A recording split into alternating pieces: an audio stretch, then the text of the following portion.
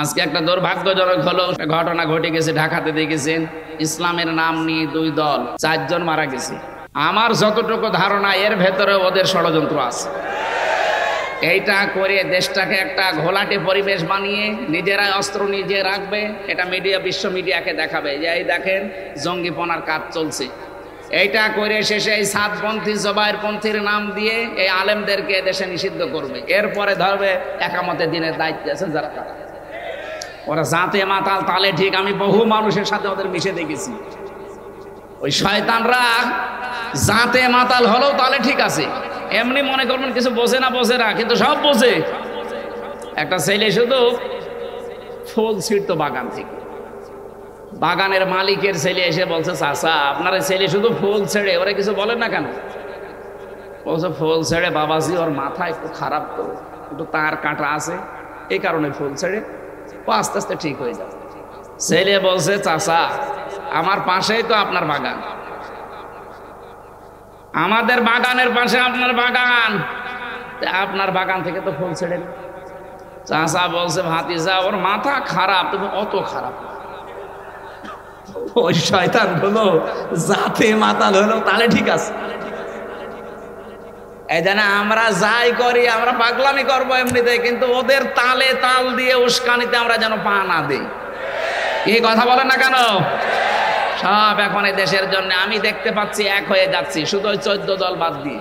ভাই আপনারা তওবা করে ফিরে আসেন, আমরা দেশটাকে সাজাই। হ্যাঁ, তাওবাটা কি এইটা বোঝানোর জন্য আমি কিন্তু আয়াত পড়েছি।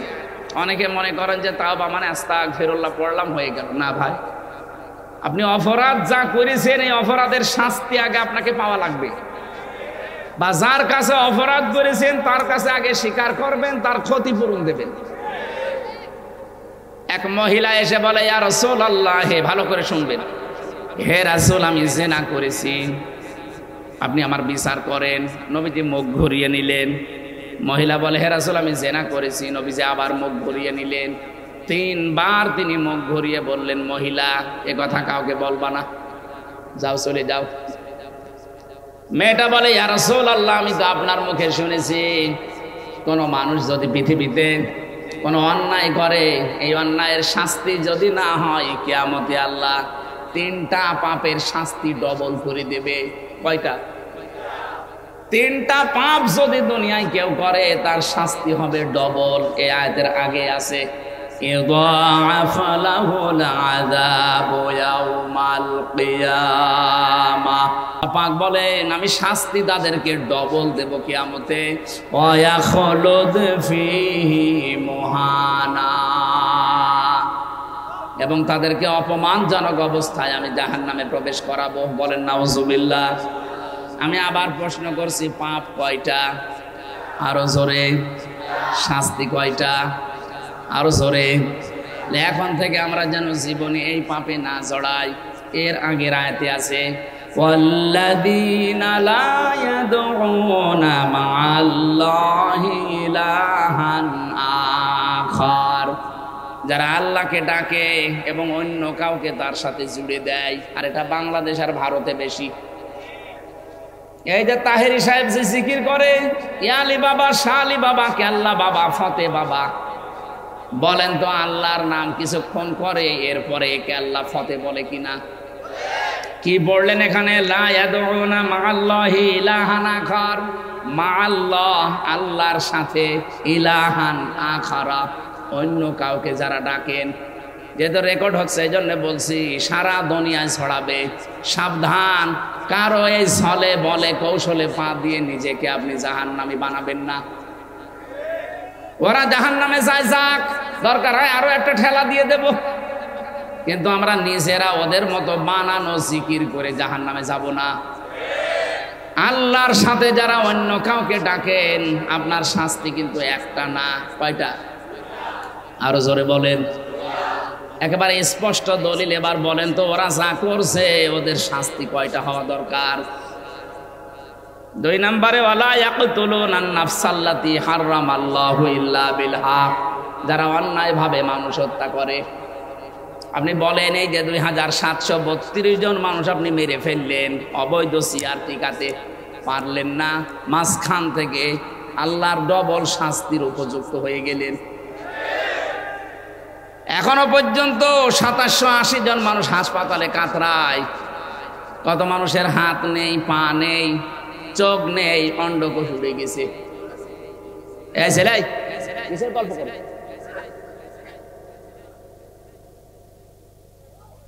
সুতরাং মিথ্যা তথ্য ছড়িয়ে বিশ্বের মানুষের কাছে আরো হাসির পাত্র হয়ে যাচ্ছে।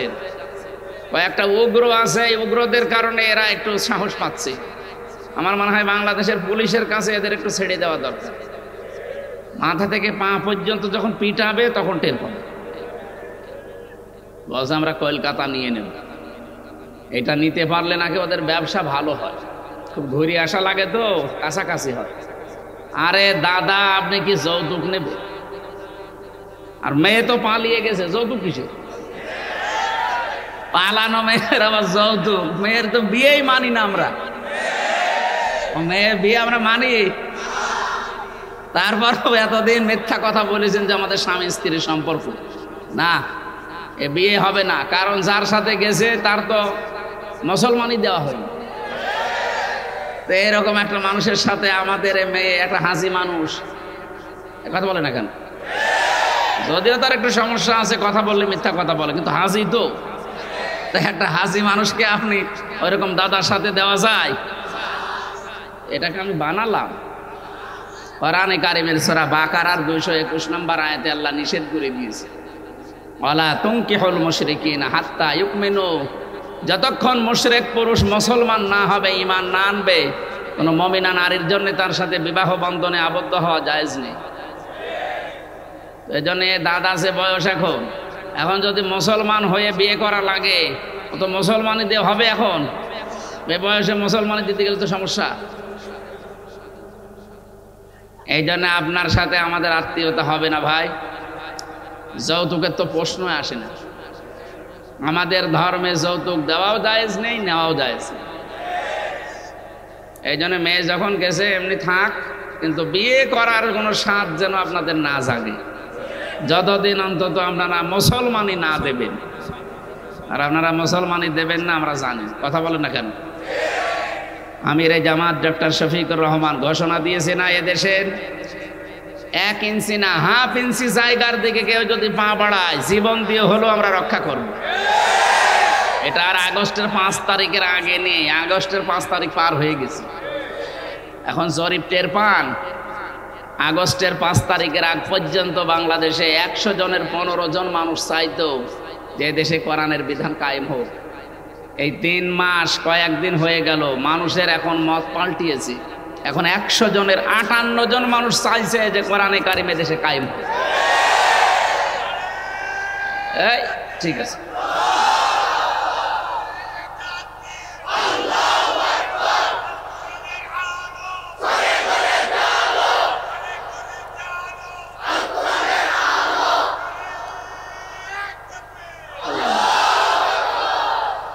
আলহামদুলিল্লাহ ভাই। সুতরাং আহ্বান জানাচ্ছে, এটাতে রেকর্ড হচ্ছে, সারা দেশে ছড়াচ্ছে, অনেকে লাইভ চলছে। কারো উস্কানিতে পা দেবেন না, বিশেষ করে যারা 2 আপন বোন পালিয়েছে তাদের উস্কানিতে তো পা দেওয়াই যাবে। তাদের উস্কানিতে যারা এই 3 মাসে পা দিয়েছে তারাই মুসিবতে পড়েছে। গোপালগঞ্জের দিকে তাকিয়ে দেখেননি, পেছনে বানরের মতো লাল হয়ে গেছে, উস্কানিতে পা দিয়েছিল। ওই কয়দিন পেপারে দিল, গোপালগঞ্জ থেকে ঢাকায় আসলে কেউ যদি বসে আসে 300 টাকা, দাঁড়িয়ে আসলে 1000 টাকা। এখনো যদি আবার কেউ পা দেন, আপনার কিন্তু পেছনে আর পেছন থাকবে না, উল্টাপাল্টা হয়ে যাবে। আমরা চাই এদেশে ওয়ালা তুফসিদু ফিল আরদি বা'দা ইসলাহিহা, দেশটা সংশোধন হচ্ছে, সংশোধনের রাস্তায় আছে। বৈষম্য বিরোধী ছাত্র আন্দোলনে যারা জীবন দিয়েছে তাদের যে 9টা দফা, তার ভেতরে অন্যতম এটা যে আমরা সংশোধন চাই, সংস্কার চাই। কথা বলেন না কেন? বাংলাদেশে 96% প্রায় মুসলমান আমরা বাস করি। আমাদের সংশোধন সবচাইতে বড় দরকার। আমাদের জীবন বিধান যেটা দিয়ে চলে, এই যে সংবিধান যেটা আছে ওইটা পাল্টিয়ে এখন কোরআনে কারিমকে সংবিধান করার দাবি উঠে পড়েছি। আমরা যেখান থেকে পড়েছি, এই সূরার নাম সূরা ফুরকান। এখানে 77টা আয়াত আছে, 73টা ধারা আছে। আল্লাহ তাআলা জানাতে চেয়েছেন ৭৩টা ধারা দিয়ে যদি মানুষের সংবিধান বানিয়ে জীবন চালায়, ওটা একটা মিনি জান্নাত হয়ে যাবে। আর আমরা এইটাই চাই, কথা বলেন না কেন? দল মত জাতি বর্ণ ধর্ম নির্বিশেষে দেশটাকে আমরা সাজাতে চাই আল্লাহর এই কালাম দিয়ে। আমি আমিরে জামাতের আরেকটা কথা ঘোষণা দিচ্ছি, উনি জানিয়েছে যদি সত্যি এদেশে ইসলাম আসে চাঁদাবাজি আর দুর্নীতি থাকবে না। এটা তো আমরা করবই না, কাউকে করতেও দেব না। এই কথার ঘোষণা এতদিন শুনেছেন কারো মুখে? শোনেননি। সুতরাং ঘোষণা যখন এসেছে, সত্যিই যদি ইসলাম আসে, অনেকে দেখছে আগস্টের পর থেকে চাঁদাবাজি বিভিন্ন কায়দা আরম্ভ করেছে। এই যে আজকেও আসার সময় মারামারি চলছে ঘোড়াশালে, মনে হয় 2 গ্রুপে, কোন জায়গায় আমি জানি না, এদের নাম, ওখানে চলছে। এটা বন্ধ হয়ে যাবে, ইসলাম একটু আসুক জায়গা মতো। তা'মুরুনা বিল মারুফ ওয়া তানহাউনা আনিল মুনকার, এটা কার্যকর করে আমরা দেখাবো ইনশাআল্লাহ। কিসের চাঁদাবাজি? ভিক্ষা করে খাবি, চাঁদাবাজি করবি মানে? সুতরাং এরকম একটা শান্ত পরিবেশ, একটা শান্ত নির্মল একটা দেশ আমরা বানাতে চাই না। অমাং দাখলাহু কানা আমিনা, আল্লাহ বলেন আমার কাবার এরিয়ায় যারা প্রবেশ করে তারা নিরাপত্তা পেয়ে যায়। বাংলাদেশ কি কাবা শরীফ? কথা বুঝতেছেন? না না, বোঝেননি। কোরআনে কারিমে আল্লাহ জানিয়েছেন অমাং দাখলাহু কানা আমিনা, কাবার চত্বরে যারা আসে তাদের নিরাপত্তা দেয় কে? বাংলাদেশ যেহেতু কাবা শরীফ না, এইটাও তো নিরাপত্তা দেওয়া লাগবে, লাগবে না? আল্লাহ রাব্বুল আলামিন বলেন আমার পক্ষ থেকে যদি এই ৫৬,০০০ বর্গ মাইলের বাংলাদেশ নিরাপত্তার চাদরে ঢেকে রাখতে চাও, দেশে যারা আছো 2টা কাজ করবা। 1 নম্বরে সূরা এটা আনআমের ৮২ নম্বর আয়াতে আছে, আল্লাযীনা আমানু ওয়া লাম ইয়ালবিসু ঈমানাহুম বিযুলমিন উলাইকা লাহুমুল আমন, ইলা আখির আয়াত। আল্লাহ পাক বলেন যারা ঈমান আনবে আর ঈমানের সাথে জুলুমকে মিশ্রণ করবে না। এখানে জুলুম মানে শিরিক। জুলুম মানে কি? যারা তাদের ঈমানের সাথে শিরিক মিশ্রণ করবে না, আমি আল্লাহর পক্ষ থেকে তারা নিরাপত্তার হকদার। এই যে উলাইকা দিয়েছেন আল্লাহ, মনে হচ্ছে তার নিজের কুদরতি আঙ্গুল এভাবে বাংলাদেশের দিকে দিয়ে দেখাচ্ছে যে এই মানুষগুলো উলাইকা লাহুমুল আমন, এদের জন্য নিরাপত্তা। সুতরাং কাবার মতো তো দিয়ে এই দেশটাকেও নিরাপত্তা দিয়ে, বিশেষ করে আমাদের প্রতিবেশীদের হাত থেকে এরা যা আরম্ভ করেছে, এদের একটা দেশের সাথে আপনি মিল পাবেন না। পাকিস্তানের সাথে ওদের মিল নেই, চীনের সাথে ওদের মিল নেই, নেপালের সাথে মিল নেই, ভুটানের সাথে মিল নেই, মায়ানমারের সাথে মিল নেই। আমাদের সাথে এতদিন মিল ছিল শুধু নতজানু হওয়ার কারণে। এখন আমরা ওই নীতিতে নেই, এই জন্য আমাদের সাথেও মিল নেই। আপনারা অলরেডি দেখতে পাচ্ছেন ব্যবসা বাণিজ্য সব ওদের লাঠে উঠেছে। ওদের পোজ, ওদের আলু, ওদের পেঁয়াজ সব বর্ডারে পৌঁছে যাচ্ছে। ওদের দেশের কৃষক পর্যন্ত এখন মাঠে নেমে গেছে যে করলেন কি, এখনো শুরু হয়নি। আজকে সকালবেলার বক্তব্য দেখেননি ডোনাল্ড ট্রাম্পের? 20 তারিখে তার শপথ হবে জানুয়ারির। দেখেন উনি কিন্তু 16 লক্ষ ভারতীয়কে তাড়িয়ে দেওয়ার একটা সিদ্ধান্ত চলছে। দেখেন কি শুরু হয়। ওই লোকটা জাতি মাতাল হলো তাহলে ঠিক আছে, এমনিতেই উল্টাপাল্টা কথা বলে কিন্তু জায়গা মতো কিন্তু ঠিক আছে। কি কথা বলে না কেন? ট্রাম্প সাহেব কিন্তু একরোকা মানুষ, যা বলেছে যদি করে সামনে, আমার মনে হয় মোদিগিরি শেষ হয়ে যাবে। এদিকে লেগেছে বাংলাদেশ যদি এখন পাকিস্তানের সাথে, চীনের সাথে, তুরস্কের সাথে ব্যবসা আরম্ভ করে, ও তো এমনিই পাগল হয়ে যাবে। আবার ওদের 16 লাখ লোক যদি পাঠিয়ে দেয়, ওরা ছিঁড়িয়ে খাবে না? আপনি হাত দিয়েছেন কোন জায়গায়? আল্লাহর ঘর মসজিদগুলো ভেঙ্গে ভেঙ্গে মন্দির বানাচ্ছেন ভুয়া তথ্য তুলে। কতগুলো মসজিদ ভাঙলেন এই কয়দিনে?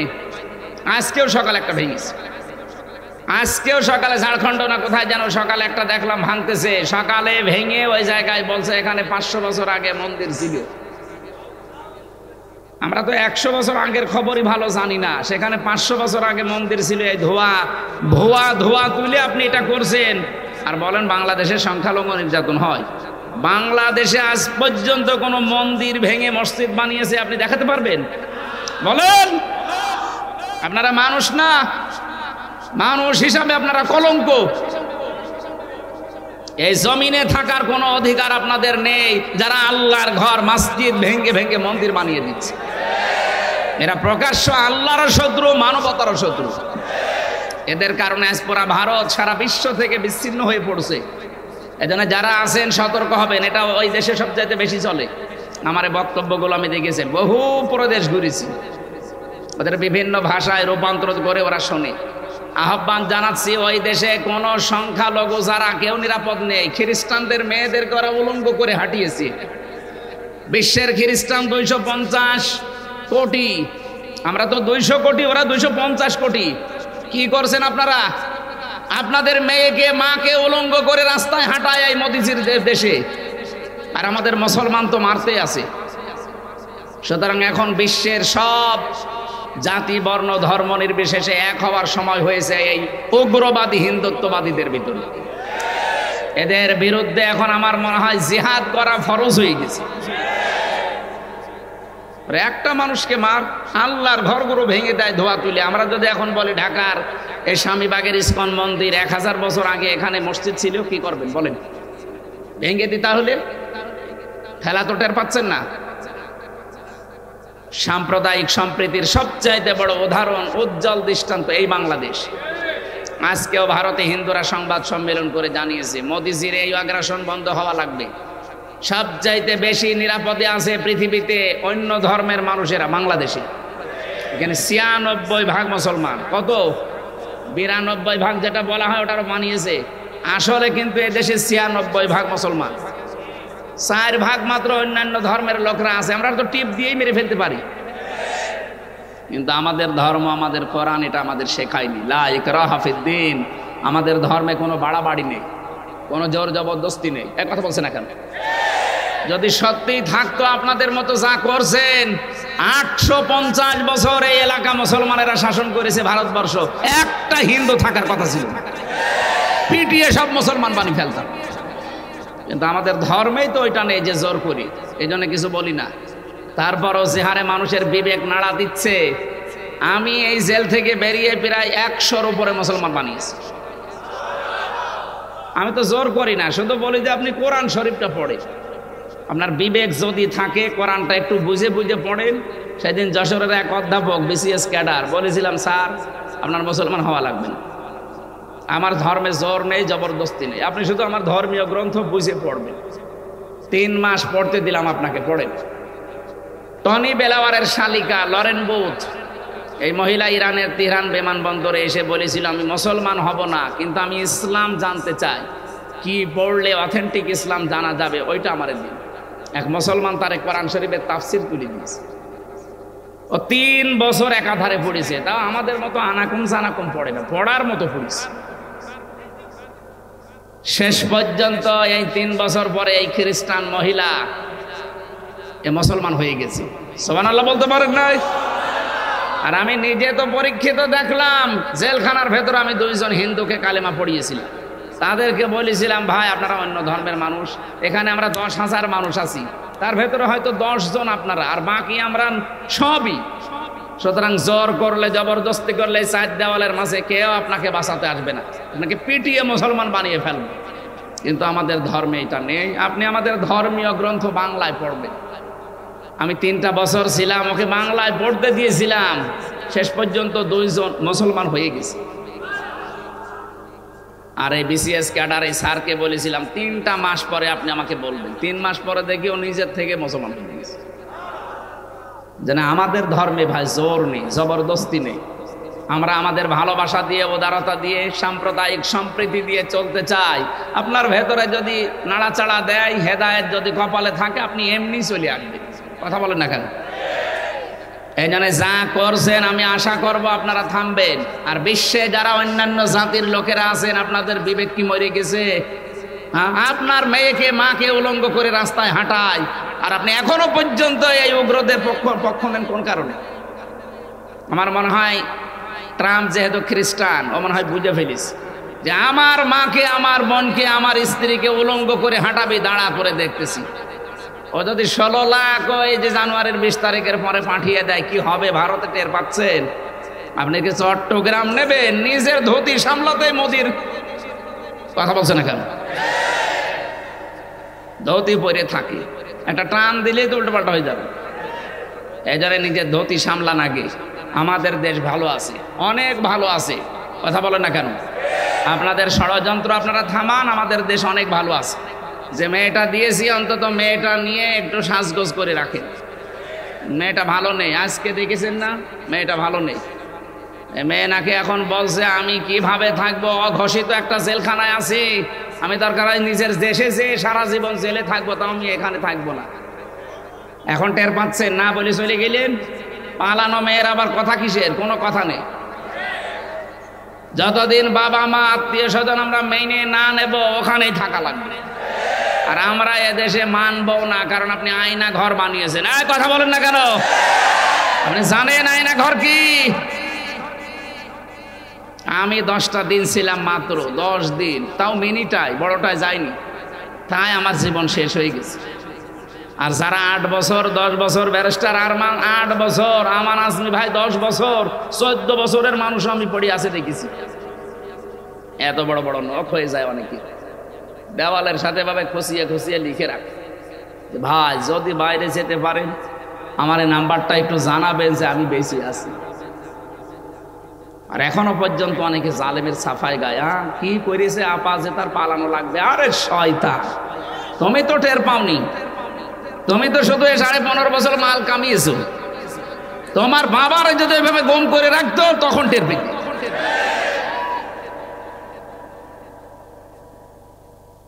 আর শুধু গম করে রাখলে তো হয়, ফোন করে দিলে তো হয়, জেলে দিলে তো হয়, মিথ্যা সাক্ষী দিয়ে আটকিয়ে রাখে, ওর পরিবারটাও ধ্বংস করে দেয়। আমার এই মিথ্যা মামলা দিয়েছে, 3 বছর ফাঁসির কন্টেম ছেলে রেখেছে, আমার বাবার কাছ থেকে 30 লাখের উপর ওরা টাকা নিয়েছে। মনে হচ্ছে আমার বাবার কাছে টাকা পায়, বলছে টাকা দেন। এই ছেলে,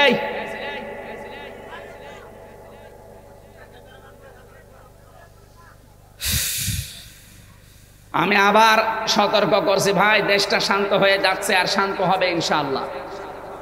আপনারা বিশৃঙ্খলা করবেন না, কারো উস্কানিতে পা দেওয়া যাবে না। এ দেশ আমাদের কাছে আমার মায়ের মতো, বাবার মতো খাঁটি, কথা বলেন ঠিক কিনা? সুতরাং কারো উস্কানিতে পা দিয়ে আমরা যেন আবার দেশটাকে অশান্তির দাবানলে দাও দাও করে চলতে না দেই। এমনিতেই অনেক পিছিয়ে গেছি, এই 53.5 বছর আমরা পিছিয়ে আছি শুধু এদের কারণে। ওরা কোনোদিন চায়নি যে আমরা একটু মাথা উঁচু করে দাঁড়াই। এখন যেহেতু দাঁড়ানো শিখে ফেলেছি, আমরা চাই এ দেশকে আমরা দাঁড় করাতে চাই আল্লাহর এই কালাম দিয়ে। এই জন্যে আমি সূরা ফুরকানের আয়াত পড়েছি, 70 নম্বর আয়াত। 77টা আয়াত আছে, 73টা ধারা দিয়ে বাংলাদেশ যেহেতু এখন সংস্কার চলছে, আমরা সবাই আওয়াজ তুলবো এখন সংস্কারের পক্ষে, যে আমরা সংস্কার চাই কিন্তু কোরআন দিয়ে। কথা বলেন না কেন? আজকে একটা দুর্ভাগ্যজনক হলো, একটা ঘটনা ঘটে গেছে ঢাকাতে, দেখেছেন ইসলামের নাম নিয়ে 2 দল 4 জন মারা গেছে। আমার যতটুকু ধারণা এর ভেতরে ওদের ষড়যন্ত্র আছে। এইটা করে দেশটাকে একটা ঘোলাটে পরিবেশ বানিয়ে নিজেরাই অস্ত্র নিজে রাখবে, এটা মিডিয়া, বিশ্ব মিডিয়াকে দেখাবে যে এই দেখেন জঙ্গিপনার কাজ চলছে। এইটা করে শেষে এই সাতপন্থী জবাইরপন্থীর নাম দিয়ে এই আলেমদেরকে দেশে নিষিদ্ধ করবে। এরপরে ধরবে একামতে দিনের দায়িত্ব আছে যারা, ওরা জাতে মাতাল তালে ঠিক। আমি বহু মানুষের সাথে ওদের মিশে দেখেছি। ওই শয়তানরা জাতে মাতাল হলেও তালে ঠিক আছে, এমনি মনে করবেন কিছু বোঝে না, কিন্তু সব বোঝে। একটা ছেলে শুধু ফুল ছিঁড়তো বাগান থেকে, বাগানের মালিকের ছেলে এসে বলছে চাচা আপনার ছেলে শুধু ফুল ছেড়ে, ওরা কিছু বলেন না কেন? বলছে ফুল ছেড়ে বাবাজি ওর মাথা একটু খারাপ, তো একটু তার কাটা আছে, এই কারণে ফুল ছেড়ে, ও আস্তে আস্তে ঠিক হয়ে যাবে। ছেলে বলছে চাচা আমার পাশেই তো আপনার বাগান, আমাদের বাগানের পাশে আপনার বাগান, আপনার বাগান থেকে তো ফুল ছেড়ে। চাচা বলছে ভাতিজা ওর মাথা খারাপ, তুমি অত খারাপ ওই শয়তান হলো যাতে মাতাল হলো তাহলে ঠিক আছে। এই জন্য আমরা যাই করি, আমরা পাগলামি করবো এমনিতে, কিন্তু ওদের তালে তাল দিয়ে উস্কানিতে আমরা যেন পা না দিই। কি কথা বলেন না কেন? সব এখন এই দেশের জন্য আমি দেখতে পাচ্ছি এক হয়ে যাচ্ছি, শুধু ওই 14 দল বাদ দিয়ে। ভাই আপনারা তওবা করে ফিরে আসেন, আমরা দেশটাকে সাজাই। হ্যাঁ, তাওবাটা কি এইটা বোঝানোর জন্য আমি কিন্তু আয়াত পড়েছি। অনেকে মনে করেন যে তাওবা মানে আস্তাগফিরুল্লাহ পড়লাম হয়ে গেল। না ভাই, আপনি অপরাধ যা করেছেন এই অপরাধের শাস্তি আগে আপনাকে পাওয়া লাগবে, বা যার কাছে অপরাধ করেছেন তার কাছে আগে স্বীকার করবেন, তার ক্ষতিপূরণ দেবেন। এক মহিলা এসে বলে, ইয়া রাসূলুল্লাহ, হে ভালো করে শুনবেন, হে রাসূল আমি জিনা করেছি, আপনি আমার বিচার করেন। নবীজি মুখ ঘুরিয়ে নিলেন। মহিলা বলে, হে রাসূল আমি জিনা করেছি। নবীজি আবার মুখ ঘুরিয়ে নিলেন। 3 বার তিনি মুখ ঘুরিয়ে বললেন, মহিলা এ কথা কাউকে বলবা না, যাও চলে যাও। মেয়েটা বলে, ইয়া রাসূলুল্লাহ আমি তো আপনার মুখে শুনেছি কোন মানুষ যদি পৃথিবীতে কোন অন্যায় করে, এই অন্যায়ের শাস্তি যদি না হয় কিয়ামতে আল্লাহ 3টা পাপের শাস্তি ডবল করে দেবে। কয়টা? 3টা পাপ যদি দুনিয়ায় কেউ করে তার শাস্তি হবে ডবল। এই আয়াতের আগে আছে ইদাআফ লাহুল আযাবু ইয়াউমাল কিয়ামাহ। পাক বলেন আমি শাস্তি তাদেরকে ডবল দেব কিয়ামতে। ওয়া ইয়াখলুদ ফীহি মুহানা, এবং তাদেরকে অপমানজনক অবস্থায় আমি জাহান্নামে প্রবেশ করাবো। বলেন নাউজুবিল্লাহ। আমি আবার প্রশ্ন করছি, পাপ কয়টা? আরো জোরে। শাস্তি কয়টা? আরো জোরে। এখন থেকে আমরা যেন জীবনে এই পাপে না জড়াই। এর আগের আয়াতে আছে ওয়াল্লাযীনা লা ইয়াদউনা মা'আল্লাহি ইলাহান আখার, যারা আল্লাহকে ডাকে এবং অন্য কাউকে তার সাথে জুড়ে দেয়। আর এটা বাংলাদেশ আর ভারতে বেশি। এই যে তাহেরি সাহেব যে জিকির করে, ইয়ালি বাবা, শালি বাবা, কেল্লা বাবা, ফতে বাবা, বলেন তো আল্লাহর নাম কিছুক্ষণ করে এরপরে কেল্লা ফতে বলে কিনা? কি বললেন এখানে? লা ইয়াদউনা মা'আল্লাহি ইলাহান আখার, মা'আল্লাহ আল্লাহর সাথে, ইলাহান আখারা অন্য কাউকে যারা ডাকেন। যেহেতু রেকর্ড হচ্ছে এই জন্য বলছি, সারা দুনিয়ায় ছড়াবে, সাবধান। কারো এই ছলে বলে কৌশলে পা দিয়ে নিজেকে আপনি জাহান্নামী বানাবেন না। ওরা জাহান্নামে যায়, যাক, দরকার হয় আরো একটা ঠেলা দিয়ে দেব, কিন্তু আমরা নিজেরা ওদের মতো বানানো জিকির করে জাহান্নামে যাব না। আল্লাহর সাথে যারা অন্য কাউকে ডাকেন আপনার শাস্তি কিন্তু একটা না। কয়টা? আরো জোরে বলেন। একেবারে স্পষ্ট দলিল এবার বলেন তো, ওরা যা করছে ওদের শাস্তি কয়টা হওয়া দরকার? 2 নম্বরে ওয়ালা ইয়াকতুলুনান নাফসাল্লাতী হারামাল্লাহু ইল্লা বিল হক, যারা অন্যায় ভাবে মানুষ হত্যা করে। আপনি বলেন এই যে 2732 জন মানুষ আপনি মেরে ফেললেন অবৈধ সিয়ার টিকাতে, পারলেন না, মাঝখান থেকে আল্লাহর ডবল শাস্তির উপযুক্ত হয়ে গেলেন। এখনো পর্যন্ত 2780 জন মানুষ হাসপাতালে কাতরায়। কত মানুষের হাত নেই, পা নেই, চোখ নেই, অন্ডকোষ উড়ে গেছে। এই ছেলে কিসের গল্প করে?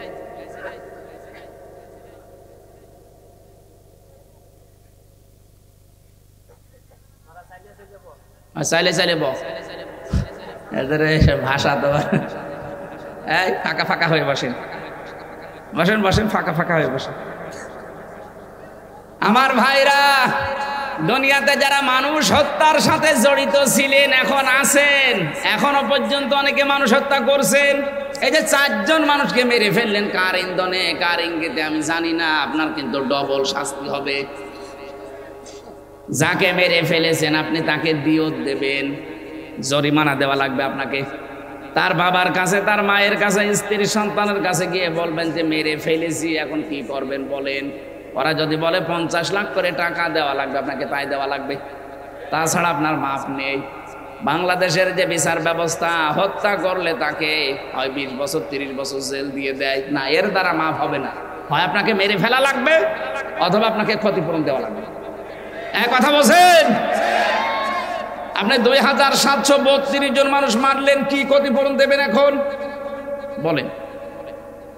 কি ক্ষতিপূরণ দেবেন? কি আছে আপনার কাছে? আপনার যে বাড়িটা ঢাকায় ওইটাও তো টয়লেট হয়ে গেছে। আপনি যান, এখন উন্মুক্ত টয়লেট, মানুষ যাচ্ছে দেখছে 4-5 জন 10 জন করে একসাথে, কেউ এদিকে কেউ এদিকে কেউ এদিকে, মনে হচ্ছে গণহারে টয়লেট চলছে। আপনার বাড়িটাও তো হয়ে গেল পরিত্যক্ত। এতগুলো মানুষকে আপনি দুনিয়া থেকে বিদায় করে দিয়ে এখন আপনার আফসোস হয় না, অনুশোচনা করেন না, এখনো আপনি উল্টাপাল্টা কথা বলেন। মানুষের পাপের বোঝা যখন পরিপূর্ণ হয়ে যায়, ইন্নামা নমলি লাহুম লিয়াজদাদু ইসমা ওয়া লাহুম আযাবুম মুহিন। সূরা আলে ইমরানে আল্লাহ জানিয়েছেন, মানুষের পাপের বোঝা যখন পরিপূর্ণ হয়ে যায়, ওই মানুষকে আল্লাহ তখন অপমানজনক শাস্তি দেয়। তার কি অপমান করবে? কালা মানিকের মতো বিচারপতিকে আল্লাহ কলা পাতায় শুইয়েছে, এমনকি ওর বিসিও একটা উড়ে গেছে। না, আমি হাসির জন্য বলছি, আপনি খোঁজ নিয়ে দেখেন, ওর বিসি একটা উড়ে গেছে। তাহলে ওর সংসার আর হবে? ওর বউ যদি এখন শোনে যে সত্যি সত্যি ওর বিসি নেই, ও তো কালকে চলে যাবে। এই শয়তানের কারণে হাজারো মানুষ বিচারের নামে প্রহসন পেয়েছে।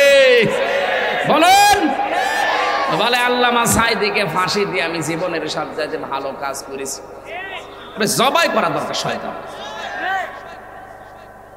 কোরআনের পাখিটা খেদমত দিয়ে গেল সারা বিশ্বে। আপনার মতো মানিক 1 কোটি মিলেও কিচ্ছু করতে পারবেন না, তার একটা পশমের সমানও না।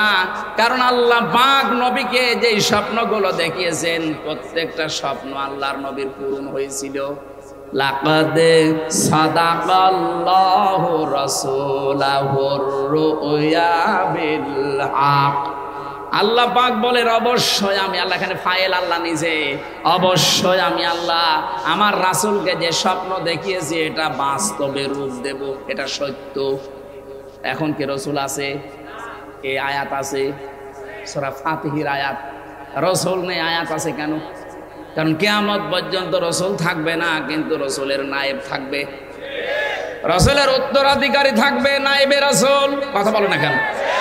রসুলের ওয়ারিসরা থাকবে। আল্লামা সাঈদী রসুলের ওয়ারিস, কারণ সে ইলম পেয়েছে। রসুল স্বপ্ন দেখলে যদি আল্লাহ সেটা বাস্তবায়ন করে, রাসূলের নায়েব যারা, তারা স্বপ্ন দেখলে বাস্তবায়ন করবে না। আল্লামা সাঈদী যেই স্বপ্ন দুনিয়ায় দেখেছেন, আল্লাহ সবগুলোই বাস্তবায়ন করে দিয়েছে। উনি বলেছিলেন, জালেমরা একটা গর্ত পাবে না, ঠিক পাচ্ছে না। 2-1টা গর্তে যদি থাকে, সে গর্তেরও সমস্যা। কথা বলে না কেন?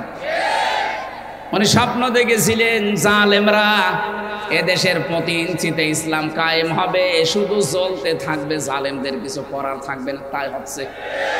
এমন কোন জায়গা নেই, ঘর নেই, বাড়ি নেই, অফিস নেই, যেখানে ইসলামের দাওয়াত আজ পৌঁছাচ্ছে না। উনি স্বপ্ন দেখেছিলেন, জালেমদেরকে শুধু এখানে নাড়া দেওয়া হবে, দিল্লি গিয়ে পড়বে, তাই পড়েছে। ওনার আর একটা স্বপ্ন আমি কয়েকদিন আগে শুনেছি, লন্ডনে উনি স্বপ্নের কথা বলছিলেন যে আমার জীবনের স্বপ্ন সবচাইতে বেশি যে বাংলাদেশে 56,000 বর্গ মাইলে কোরআনের রাজ কায়েম হবে। আমার তো মনে হচ্ছে এই স্বপ্নটাও সামনে বাস্তবায়ন হবে। যেভাবে মানুষ ইসলামের দিকে আমরা আসতেছি, অবশ্যই আল্লাহ নায়েবে রাসূলের এই স্বপ্নকে উনি প্রতিফলন ঘটাবেন, আর আমরা ওই আশায় আছি। কথা বলেন না কেন? আমাদের এখন পরিবর্তনের বড় সময়। নায়েবে রাসূলদের এই স্বপ্নকে বাস্তবে রূপ দিতে হলে আমাদেরকে ঐক্যবদ্ধ হওয়া লাগবে।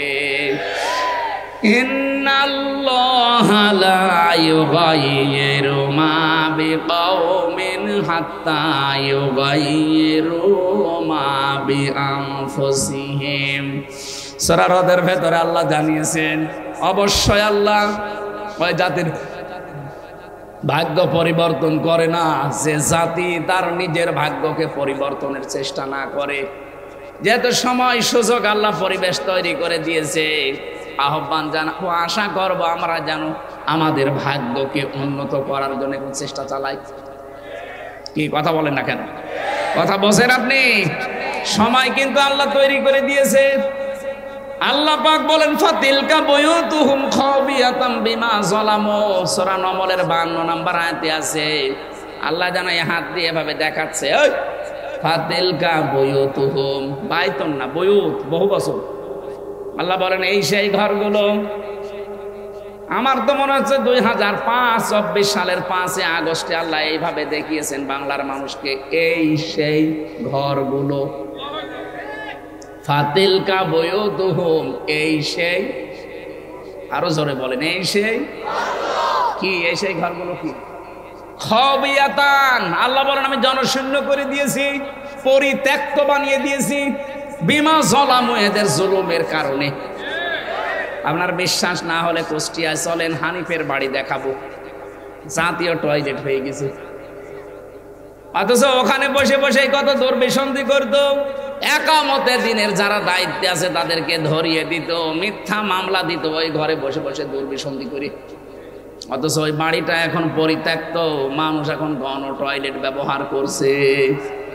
শুধু হানিফের বাড়ি না, সারা বাংলাদেশে 630টা থানার কম বেশি আমি প্রায় জায়গায় গেলাম, যেখানে যাই দেখি আল্লাহ পাক নিজে মনে হচ্ছে জালেমদের বাড়ি ঘর সব উজাড় বানিয়ে দিয়েছে। এখান থেকে আমাদের শিক্ষা কি?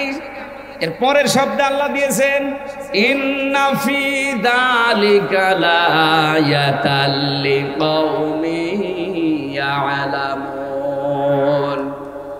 ইন্না ফি যালিকা লায়াতান, লামে তাকিদ আছে।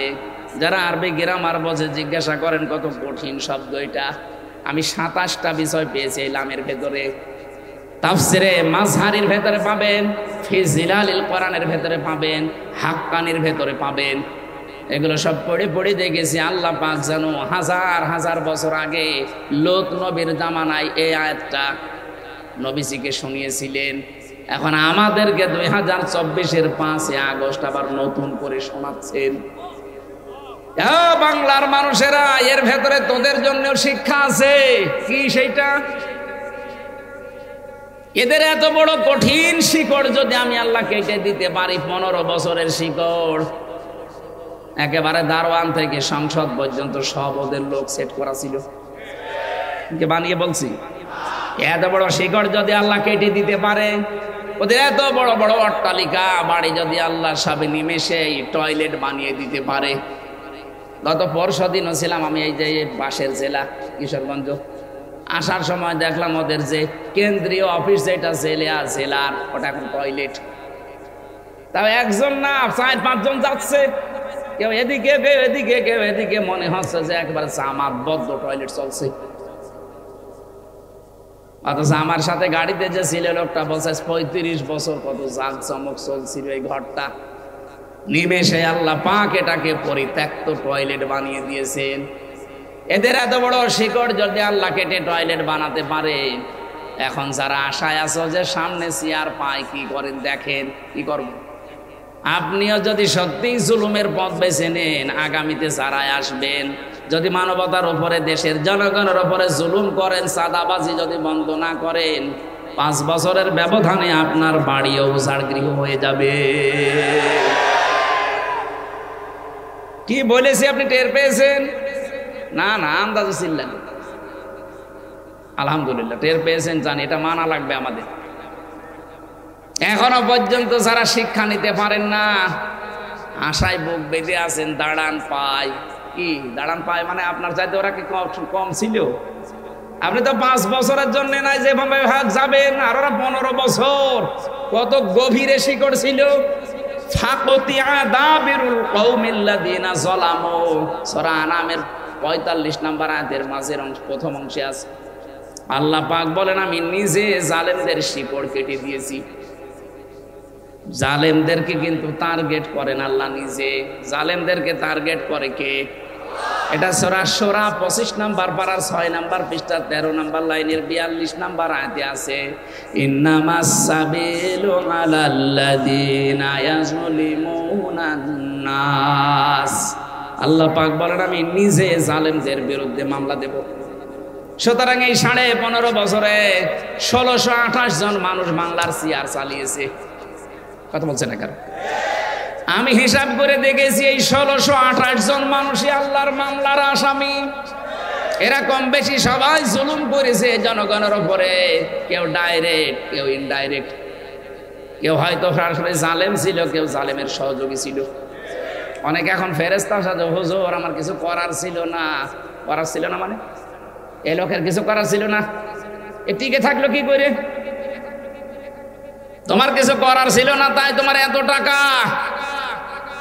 এই যে মমতাজ কালকে ধরা পড়ে বলছে আমার কিছু করার ছিল না। ধরা পড়েনি, স্ট্যাটাস দিয়েছে যে রাজনীতিতে আসা আমার ভুল হয়ে গেছে, আমি গান গেয়ে খাচ্ছিলাম, ওইটাই ভালো ছিল। এখন টের পাচ্ছে। জুতা পিটা করা দরকার শয়তানদের।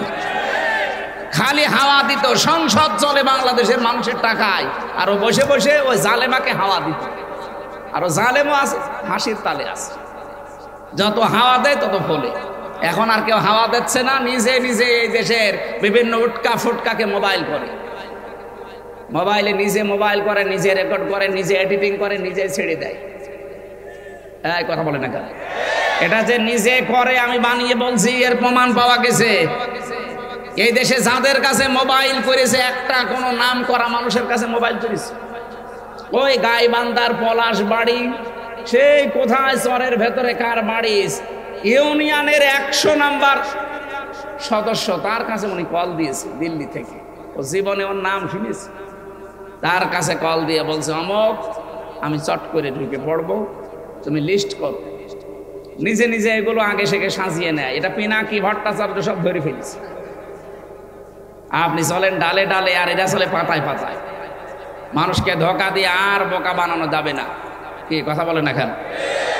বাংলাদেশ এখন যাদের দায়িত্বে আছে এরাও কিন্তু একেবারে ফেলে দেওয়ার মতো না। এই কথা বলেন। ভিয়েতনামের মতো ছোট একটা রাষ্ট্র যদি আমেরিকার সাথে 12 বছর যুদ্ধ করতে পারে, আমরা তো ভিয়েতনামের মতো না। ওদের না ইমান ছিল না, তারপরও যুদ্ধ করেছে। আমাদের ইমান নেই। 18 কোটি মানুষ আমরা। যদি এদেশের দিকে যত বড় দেশ চোখ তুলে তাকাক, যদি কিছু করা লাগে না, 18 কোটি যদি মরি, 36 কোটি নিয়ে মরবো। দরকার এক একজন 5 জন করে মারবো। কতজন হবে? একটাও থাকবেন না। আমাদের তো মরণের ভয় নেই, কারণ আমরা জানি মরলে আমাদের বাগান আছে। কথা বলে না কেন? আর ওদের সবচাইতে বেশি ভয় মরণের। আমি বললাম না, বহু প্রদেশে আমি ঘুরেছি। ওয়ালা তাজিদান্নাহুম আহরাসান নাসি আলা হায়াতি ওয়া মিনাল্লাযিনা আশরাকু। আল্লাহ তাআলা কোরআনে দিয়েছেন সূরা বাকারায়, হে নবী আপনি দেখতে পাবেন সবচাইতে বেশি মৃত্যুকে ভয় করে মুশরিকরা। আর ওরা যেহেতু মুশরিক, ওদের ভেতরে সবচাইতে বেশি ভয় মরণের। শুধু মরণের রাস্তা একটু খুলে দেবেন, আপনাকে ভাই না বাপ বলবে। শুধু ব্যবসা বন্ধ করে দেব এই ঘোষণা দিয়েছে, এখন বাপ ডাকতেছে। আমরা তো নিষেধ করিনি। আমার মনে হচ্ছে জানুয়ারির 20 তারিখ আসুক, দেখেন ট্রাম্প যদি একটু নড়াচড়া দেয়, ও ট্রাম্পকে দোলা ভাই ডাকবে, আর আমাদেরকে তখন দোলা ভাইয়ের ভাই ডাকবে। এই কথা বলেন না?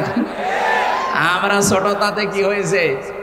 বিশ্বের সবাই এখন জানে বাংলাদেশের সংখ্যালঘু কোনো নির্যাতন নেই। সাম্প্রদায়িক সম্প্রীতিতে 1 নম্বরে আছে বিশ্বের 257টা রাষ্ট্রের ভেতরে বাংলাদেশ। সুবহানাল্লাহ বলতে পারেন নাই? জালেমদের থেকে আমাদের শিক্ষা নেওয়ার বিষয় এই। এদের এত বড় শিকড় আল্লাহ যদি কেটে দিতে পারে, আমাদের তাও কাটতে আল্লাহর বেশি সময় লাগবে না। এজন্য আমরা যেন অন্তত সামনে যারা যাবেন, কারা যাবেন আমরা জানি না, যারা যাবেন জনগণ যাদের চাই, আপনি যেন জুলুম করবেন না। জুলুম যদি করেন, অনেকে তো আশায় বুক বেঁধে আছেন যে আমি অমুক বাজার, অমুক ঘাট দখল করব। দখল আমির জামাতের বক্তব্য শোনেননি? ইসলাম এ দেশে আসে, এই দেশে কেউ চাঁদাবাজি আর দুর্নীতি করতে পারবে না। কে কথা বলেন না কেন? এই দাবির সাথে আপনারা আছেন না? কারা কারা চাঁদাবাজির পক্ষে আছেন হাত তোলেন তো। আলহামদুলিল্লাহ। এই জেলায় কিছু মাথা খারাপ মানুষ আছে। আমাদের মাথা খারাপ হোক, কিন্তু বেশি খারাপ জানো না। দু একটা হালকা তার কাটলে অসুবিধা নেই, বেশি তার কেটে গেলে সমস্যা। তাহলে আমরা কিন্তু শিক্ষা নিয়েছি এই যে সামনে যারা আসবে তারা জনগণের মালিক হবে না, জনগণের খাদেম হবে। আপনি সে পিরোজপুরে যান, এখনো যান পিরোজপুরে, আল্লামা সাঈদীর এলাকা। আমি বাংলাদেশের সবচাইতে বেশি অনুষ্ঠান করেছি ওই জেলায়। এখানে হিন্দু পর্যন্ত, ওখানে যদি 100 জন মানুষ থাকে তার মনে হয় 65 জন হিন্দু। ওরা পর্যন্ত বলে, দেখেন মাওলানা সাহেব, মাওলানা বলে, মাওলানা সাহেব মানুষ না, উনি একজন দেবতা। একটা হিন্দুর মুখ থেকে এই কথা শোনা যায় তাই ব্যাপার না। আর এই কয় বছর যে দায়িত্বে ছিল সেও একজন দাড়িওয়ালা মানুষ, তার নাম শুনলেই গালি দেয়, বলে একটা টাটকা নির্ভেজাল শয়তান। সবচাইতে বেশি কষ্ট পেয়েছিলাম জেলখানা থাকা অবস্থায়। আল্লাহর এই অলিকে ওরা মেরে ফেলেছে, মারা যায়নি, কে বলে মারা গেছে, ওনাকে মেরে ফেলা হয়েছে। ওনাকে মিথ্যা আশ্বাস দিয়ে বলছে আপনি অসুস্থ, চলেন। কোথায়? ঢাকায়। প্রথমে গাজীপুরে নিয়ে নামকাওয়াস্তে ঢাকায় নিয়ে ইঞ্জেকশন দিয়ে মেরে ফেলেছে। ওই যে চাচা এরশাদকে নির্বাচনের আগে এসে বাড়ির থেকে বলছে চলেন। কোথায়? হাসপাতালে। কেন? আপনি অসুস্থ। বলছে না আমি অসুস্থ না। আরে আপনি অসুস্থ। এইভাবে বলে কোরআনের পাখিকে ওরা বের করেছিল যে আপনি অসুস্থ, আপনাকে চিকিৎসা করে ছেড়ে দেওয়া হবে। দেখেন না শেষের হাসিটা, এই হাসির ভেতরে সব আছে। আমার মনে হয় এখন এই মোস্তফা জামান ডাক্তার আর ওর সাথে যারা ছিল, যদি একটু ডিম দেখানো যায় সব বলি দেবে। এই লোকটাকে আপনারা বিদায় করে দিলেন, এখন যদি একটু বেঁচে থাকতো। এক একটা বিভাগে শুধু একবার করে গেলে দেশটা ইসলামের জন্য পরিবর্তন হয়ে যেত। আল্লাহ তার ভেতরে এমন কিছু জাদু দিয়েছিলেন, দল মত দেখতো না। কথা বলেন না কেন? আপনারা বাঁচতে দিলেন না। 50টা বছর কোরআনে কারিম সারা বিশ্বে প্রচার করলো, এই তার প্রতিদান দিলেন। এই জন্য আমরা এই মহিলার দিকে তাকিয়ে নবীজি বললেন যাও, সন্তান যেহেতু পেটে আছে, পেটের সন্তান যখন খালাস হবে ওই সময় আসবা। নিয়ে এসেছে। নবীজি বললেন ছেলেটাকে একটা সাহাবীর হাতে দিয়ে দাও, ওকে পাথর মারা আরম্ভ করো। চারিদিকে যখন রক্ত ফিনকি দিয়ে পড়ছিল, হযরতে খালিদ ইবনে ওয়ালিদ উনি বলেন আমার শরীরে রক্ত লাগার পরে আমি বরদুয়া দিয়েছি। নবীজি বললেন না, এই কথা বলা যাবে না। এই মহিলার তওবা এত বেশি আল্লাহ কবুল করেছে যে মক্কা, পুরা মক্কাবাসীকে যদি ভাগ করে দেওয়া যায়, প্রত্যেককে সমান তালে ভাগ করে দেওয়া যাবে। কি বোঝালেন এখান থেকে? খালি ঘটনা সে ছোটবেলা থেকে শুনছেন, কিছু নিয়েছেন এখান থেকে? নবীজি এই মহিলাকে বলতে পারতেন না যে ঠিক আছে গোপনে করেছো কাজটা, গোপনে আস্তাগফিরুল্লাহ পড়িনি? পারতেন না? কেন তাকে শাস্তি দিয়ে দুনিয়া থেকে বিদায় করলেন বলেন? এই যে 3 নাম্বার যেটা আছে, ওয়ালা ইয়াজনুন, জেনা করা যাবে না। কেউ জেনা করলে ওমা ইয়াফআল যালিকা ইয়ালকা আসামা, সে যেন পাপ অর্জন করে নিয়েছে, আর এই পাপের শাস্তি ডবল হবে। মেয়েটা জেনেছিল এই যে দুনিয়াতে আমাকে শাস্তি দিয়ে দেন, এটা যেন কিয়ামতে ডবল করে বিচার না হয়। সুতরাং এই 15.5 বছরে যারা অন্যায় অপরাধ, খুন, গুম, মিথ্যা মামলা, মিথ্যা সাক্ষী, আয়না ঘরের সাথে যারা জড়িত, আপনার কারণে বহু মানুষ ব্যবসা করতে পারে নাই, আপনার কারণে উপরে উঠবে চেয়ারে উঠতে পারে নাই। এক কথা বলছেন এখানে? বহু মানুষ এরকম নির্যাতনের শিকার ছিল না? যাদেরকে বৈষম্যের শিকার করে রেখেছিলেন, আপনি তাদের কাছে যান, যে বলেন যে ভাই যাই হোক হয়ে গেছে, মাফ করে দেন, আপনার যা ক্ষতি হয়েছে আমি ক্ষতিপূরণ দেব। টাকা তো কম কামাননি, কি টাকাগুলো এখন জায়েজ পন্থায় খরচ করেন, যার টাকা তারে ফেরত দেন, দিয়ে আস্তাগফিরুল্লাহ পড়েন, তাহলে আপনার মাফ হবে। আমি আপনাকে বাঁচার জন্য বললাম। এরপরেও যদি আপনি ঘাট তলামি করেন, না আমি কাবা শরীফে যে আস্তাগফিরুল্লাহ পড়বো, আপনি কি কাবায় গিয়ে অপরাধ করেছেন? বাংলাদেশে টাকা মারে আর কাবা শরীফে যে মাফ চায়। আপনি তো মাফ চাবেন তার কাছে, অপরাধ করেছেন যার কাছে। কথা বলেন না কেন? এদেশের এই ভুল ভ্রান্তি কে শিখিয়েছে আমি জানি না। অপরাধ করে একজনের কাছে, মাফ চায় আর একজনের কাছে। ভাইয়ের জমি ফাঁকি দিয়েছে, জনগণের জমি ফাঁকি দিয়েছে, ও কাবা শরীফে গেলাম ধরে দেখি কাঁদে। আরে ভাই আপনি এখানে কাঁদেন কেন? মাফ চায়। মাফ চাবেন কি আপনি আল্লাহর কাছে দোষ করেছেন? দোষ করেছেন আপনার ভাইয়ের জমি ফাঁকি দিয়ে, আপনি জনগণের সম্পদ আত্মসাৎ করে। ওটা তো আর কাবা শরীফে না, ওটা কোথায়? সুতরাং বাংলাদেশে অপরাধ করেছেন, সেখানে যান। এখানে বসে বসে কান্নাকাটি করে লাভ কি? আল্লাহর কাছে যা করেছেন ওইগুলো ওনার কাছে বলেন। আমার কাছে আমার ছেলে একজন ওসি ছিল আমার সাথে, আমি তো ছিলাম ছেলে, কন্ডেম ছেলে, ফাঁসির আসামি যেখানে ওই জায়গায়। দেখে ওই ওসি সাহেব একদিন রাতের বেলা, ওনাদের আবার পরে রাত 9টা 10টায় সিলগালা দিত, তালা লাগাতো ওদের 9টা 10টা ওই সময়। একবার দেখি এসেছে, আমাদের তো আসরের সময় তালা মারা সব, আর আমার তো 24 ঘন্টা তালা মারা। ফাঁসির এই কন্টেম ছেলে এসে বলছে, হুজুর আমি একটা তাওবা করেছিলাম, দেখেন তো আমার তাওবা কত দূর গেল। বলো, যে এই যে নির্বাচন, এ সময় আমি বাইরে ছিলাম, রাত 12টার পর থেকে আমি ভোট কাটা আরম্ভ করলাম, বাক্স ভর্তি করে জায়গা মতো পাঠিয়ে দিলাম। ফজরের আজান দিলে গোসল করলাম, ওযু করার পরে 2 রাকাত নফল নামাজ পড়লাম, আর বললাম আস্তাগফিরুল্লাহ। হুজুর আমার এই তাওবা কি হয়েছে? না, আপনি তো আর আল্লাহর কাছে দোষ করেন, দোষ করেছেন কার কাছে? হামজার কাছে। আমার মতো 3 লাখ 3.5 লাখ 4 লাখ হামজা লাগে, হামজার বউ লাগে একটা এমপি বানাতে, আর আপনি সবার ভোট একা একা দিয়ে দিলেন, আর এখন বলছেন আস্তাগফিরুল্লাহ। আপনি কি আল্লাহর কাছে দোষ করেছেন? বলছেন না, তাহলে কি করব? কি করবেন মানে জেল থেকে যদি বের হতে পারেন, আপনার তো 8 বছর জেল দিয়েছে, 8 বছর পরে বের হবেন। এই বের হওয়ার পরে যত হামজার ভোট নষ্ট করেছেন তাদের কাছে যাবেন, মাপ চাবেন, ওরা যদি ক্ষমা করে দেয় আপনি মাপ পাবেন। কিন্তু ভয়ঙ্কর বিষয়, মাপ চাবেন কি করে? কারণ আপনি যতদিন জেলে আছেন আরো থাকবেন, এর ভেতরে কত হামজা, হামজার বউ মরে যাবে, তার কাছে মাপ চাবেন কি করে? এই জন্য জালেমাকে যারা টিকিয়ে রাখার জন্য চেষ্টা করেছিলেন, ও জালেমের কপাল তো পুড়িয়েছে, আপনারটাও আপনি নষ্ট করবেন। কারণ কার কাছে আপনি মাপ চাবেন? সে তো মরে গেছে, হামজার মতো বহু হামজা মরে যায়নি, তার কাছে মাপ চাইতে পারবেন? তাহলে আপনার দুনিয়াও শেষ, আখিরাতও শেষ। কি করলেন আপনি বলেন? একটা জালেমের জন্য কি সে আপনাকে বলে গেল যাওয়ার সময়? কালকে একটা গান বেজেছে, কে জানো? আগে কি সুন্দর মাল কামাইতাম আমরা। আমি হাসির জন্য বলছি না, খাপের খাপ মমতাজের বাপ মিলে গেছে না, ওরা তো তাই করেছে।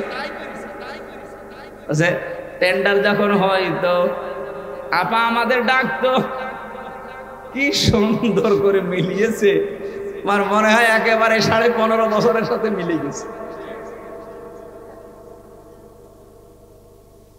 যে যাই করেছেন এমন মানুষের কাছে করলেন, একটা লোক মারা গেছে, তার কাছে আপনি মাপ চাবেন কি করে? ভাই আমার তো এই জায়গায় ভয় লাগে যে না, আমরা যারা জীবিত আছি এখনো আমাদের কাছে নাই, বললেন আমরা দরদি মানুষ, আপনাকে মাফ করে দিলাম। এমন মানুষও তো বিদায় নিয়ে চলে গেল, আপনি তাকে আর পাবেন না, কিয়ামতের দিন পাবেন, তখন আপনার নেকি দেওয়া লাগবে। আপনার মতো পাগল দুনিয়া কেউ আছে? কার জন্য কি করে গেলেন বলেন? দুনিয়ার জীবন যে ধোঁকা, এটা কি ওয়াজ করে বোঝানো লাগে? আপনার স্ত্রী যত ভালোবাসার হোক, আপনার স্ত্রী আপনার জন্য ধোঁকা। পরীক্ষা করেন, আজকে মরার ভান করে এলাকার লোকজনকে বসিয়ে বলবেন আমি মরে গেছি, এরকম বলবা বাড়িতে। মরে যাওয়ার পরে যদি আমার স্ত্রীকে বলো যে এই যে খাট আছে, খাটের উপরে আপনি থাকেন, এতদিন আপনার পাশে ছিল, আজকে শুধু খাটের নিচে ওরে মাটি দেব, ও জীবনও আপনার বউ রাজি হবে। এইটার নাম দুনিয়া। যাদেরকে খুশি রাখার জন্য, আরামে রাখার জন্য, হাসি খুশি রাখার জন্য, শান্তিতে রাখার জন্য বৈধ অবৈধ দেখেন না। বাবা শাহজালাল, সব হালাল। কি করলেন আপনি? আমি আমার নিজের কথা বলছি, আমার ইমান থেকে বলছে যে কোরআন হাতে নিয়ে, আমি আমার 3 পুরুষের পরে চিনি না। আমার বাবা রিয়াজ আলী, এর বাবা জাহান আলী, এর বাবা নমাজ আলী, এরপরে আমি আর চিনি না। সত্যি কথা বলছে, এরপরে আমার আর জানা নেই। হ্যাঁ, আপনারাও চিনেন না। অথচ এই নমাজ আলীর বাবা খুব বেশি হলেও 60-65 বছর আগে মারা গেছে। হিসাব করে যা দেখলাম, আমার দাদা মরেছে আমি জেলে থাকতে 2 বছর আগে, তার বাবা মরেছে না আরো 30 বছর আগে, তার বাবা না আরো 30 বছর আগে। তো বলেন, এই 65-60 বছর আগে যে লোকটা মরে গেল, এখন যদি কুষ্টিয়ায় আসে, এসে যদি বলে ওই নমাজ আলীর বাবা যে হামজা এই বাড়ি আমার, এই ভিটা আমি বানিয়েছিলাম, দাঁত মুখ খুলে ফেলবো না? যে ভান্ডামি করা জায়গা পাও না? কিসের নমাজ আলীর বাপ তুমি? তোমার থাকার জায়গা নেই, ওই মসজিদের বারান্দায় থাকো, রাত্রে সকাল হতে কেটে পড়ো। এদের জন্য আমরা এগুলো করছি। আমরা পরিবর্তন হই ভাই, কেউ কারো না। চোখ বন্ধ হয়ে গেলে সবার সাথে সম্পর্ক কাট হয়ে যাবে। ফাইদা নুফিখা ফিস সূর ফালা আনসাবা বাইনাহুম, নসবের বহু বচন আনসাব, এক একটা সম্পর্ক বাকি থাকবে না, সে দলীয় সম্পর্ক হোক আর আত্মীয়তার সম্পর্ক হোক আর রক্তের সম্পর্ক হোক, সব আল্লাহ কাট করে দেবে। কার জন্য কি করছেন? আমার ছেলে মেয়ে, আমার স্ত্রী, আমার মা বাবা, এগুলো আমার আপন না। হ্যাঁ, ওদের সাথে আমি ভালো ব্যবহার করব আমার আখিরাত তৈরি করার জন্য। কথা বুঝতেছেন? আমার মা বাবার সাথে আমি ভালো ব্যবহার করব আমার আখিরাত তৈরি করার জন্য। আমার শ্বশুর শাশুড়ির সাথে আমি ভালো ব্যবহার করব, তাদের হক আদায় করব আমার আখিরাতের জন্য। কথা বলেন না কেন? তাছাড়া আমার তার কোনো দরকার নেই। আমার শ্বশুর শাশুড়ি কি দরকার তার? সে পরের মানুষ। আমার আসল একটা মানুষ আছে, আমার আমল। কথা বলেন না কেন? আল্লাহ এই জন্য ঈমান আনার পরে দিয়েছেন ওয়া আমিলা আমালান সলিহা, ভালো কাজ করে যাও। ভালো কাজের ব্যাখ্যা বাংলাদেশে ভুল আছে। আমরা অনেকে মনে করি ভালো কাজ মানে সৎ হওয়া লাগবে, নেক কাজ না। সতের পাশাপাশি আপনাকে যোগ্যতা সম্পন্ন হওয়া লাগবে, এইটার নাম সালেহ। সালেহ শব্দের ব্যাখ্যা হচ্ছে আপনাকে যোগ্যতা সম্পন্ন হওয়া লাগবে। যদি আমরা দল মত নির্বিশেষে বাংলাদেশে আজ যোগ্যতা সম্পন্ন হতে পারি প্রত্যেকটা দিক আর বিভাগে, আল্লাহ এই দেশটাকে আমাদের হাতে তুলে দেবে। আর এটার বাস্তব নমুনা আমরা এদেশে দেখতে পাচ্ছি এখন। জামাত ইসলামী বাংলাদেশ, ইসলামী ছাত্র শিবির, ইসলামী ছাত্রী সংস্থা এদের ভেতরে আছে। আপনি মন খারাপ করলেও সত্যটা বলা লাগবে। আপনি দেখেন একেবারে রাষ্ট্রপতি, প্রধানমন্ত্রী থেকে শুরু করে একেবারে দারোয়ান পর্যন্ত যতগুলো জায়গা সৎ এবং যোগ্য। অন্যান্য দলে আছে হয়তো সৎ আছে কিন্তু যোগ্য না, কিন্তু এদের ভেতরে সৎ এবং যোগ্য, কারণ ওই বিষয়ের লেখাপড়া আছে, শিক্ষা আছে এবং প্রশিক্ষণ আছে। এইভাবে এদেরকে তৈরি করা হয়। আল্লাহ যেন এরকম যোগ্যতা সম্পন্ন মানুষকে সামনে এরকম 1628টা চেয়ারে বসিয়ে দেয়, এ দেশটা মিনি জান্নাত হয়ে যাবে ইনশাআল্লাহ। যদি এই তিনটা কাজ জীবনে আমরা করতে পারি, ফাউলাইকা, আল্লাহ এইভাবে দেখিয়েছেন এই নরসিংদীর মানুষগুলো, ফাউলাইকা ইউবাদদিলুল্লাহু সাইয়্যাতিহিম হাসানাত। একটা গুনাহ তোদের জীবনে থাকবে না, সব পেছনের অপরাধ পরিবর্তন করে নেকি বানিয়ে দেব। আল্লাহ এটা পারে কিনা? এই জন্যই তো ওনার নাম নিয়েছেন আকান আল্লাহু গফুর আর রহিমা। গফুর একটা, রহিম একটা, কি সুন্দর নাম। এই নামের কারণে কিয়ামতে আল্লাহ হাজার হাজার লক্ষ বান্দাকে মাফ করে দেন। কিন্তু এই কাজগুলো আপনার ভেতরে থাকতে হবে। আপনি তওবা করবেন। তাওবা আমি কি বোঝাতে পেরেছি? অপরাধ যার কাছে স্বীকার করবেন, তার কাছে যে তার ক্ষতিপূরণ দেওয়ার দরকার দিয়ে দেবেন, তাহলে তাওবা হবে। 2 নম্বরে অনুশোচনা আসবে ভেতর থেকে। 3 নম্বরে জীবনে আমি আর কোনোদিন ওই কাজে ফেরত যাব না। আল্লাহ আমাদের এইরকম তাওবা করার তৌফিক দিন, বলেন আমিন। 2 নম্বরে আমাদের ঈমান আনতে হবে নির্ভেজাল, শিরিক মুক্ত, তাহলে দেশটা নিরাপত্তা দিয়ে আল্লাহ ঢেকে দেবে। কারণ যারা ঈমান আনে, যে মানুষগুলোর ঈমানের ভেতরে শিরিক নেই, এদেরকে নিরাপত্তার দায়িত্ব কার? 3 নম্বরে সালেহ, আমরা নেককার হব, আমরা সৎ হব এবং যোগ্য হব। আল্লাহ আমাদেরকে এইভাবে তৈরি করার জন্য একটা সংগঠনও দিয়েছে। আপনি এখন খুঁজে নেবেন যারা এভাবে তৈরি করতে পারে। একেবারে ছোটবেলা থেকে তৈরি করেন আপনার ছেলেকে, মেয়েকে, আপনি নিজেকে, অবশ্যই আপনাকে আল্লাহ ওই মানে পৌঁছিয়ে দেবে। যদি সত্যি মান তৈরি হয় তাহলে এই দেশটাও আপনার হাতে তুলে দেবে। আল্লাহর কোরআনের ওপর আমরা 100% বিশ্বাস করি কিনা বলেন?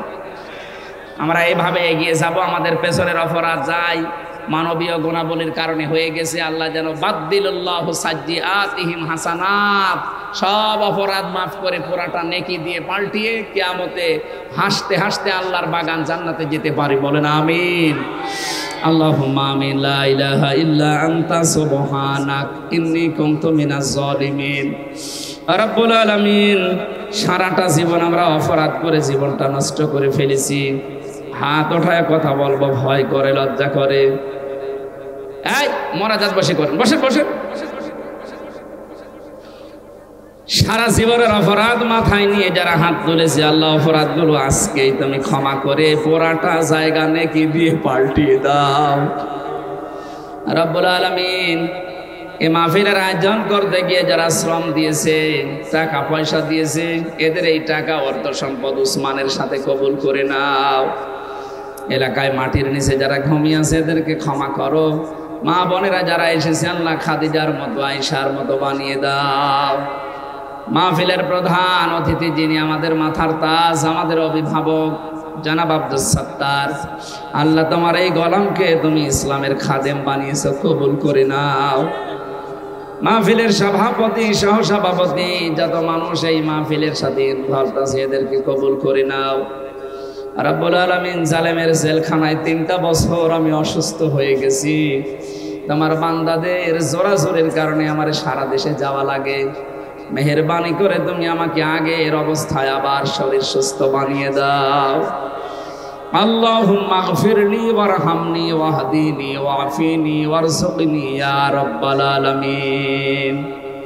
আল্লাহ মা বাবা যাদের বেঁচে আছে সহি সালামতে রাখো।